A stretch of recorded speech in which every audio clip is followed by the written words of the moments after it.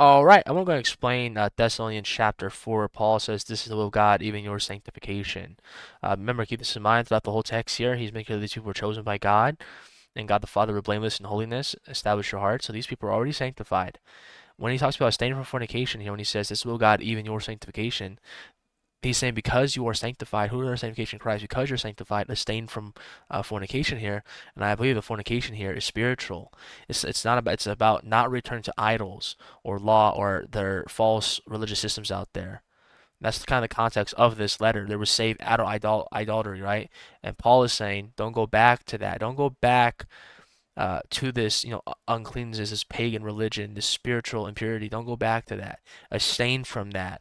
That's the fornication here in Thessalonians. This has nothing to do with people committing physical fornication. So yeah, but again, when it says this is the will of God, even your sanctification, it's saying because you are sanctified, abstain from it. Okay.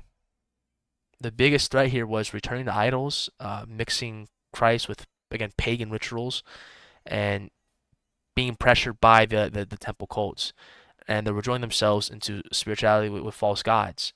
And of course, remember Paul talks about saying in First Corinthians how um, I will not be all things are lawful, all things, but I will not be brought under any. Sorry, I speak way too fast there, but brought under any. Why? Because we know idols are nothing. We know that there's so-called gods out there. But these are nothing, and they're allowing themselves to be brought under their power. So when he says abstain from this fornication, it is a spiritual fornication, and he's saying because you are sanctified, abstain. Thanks for watching. God bless.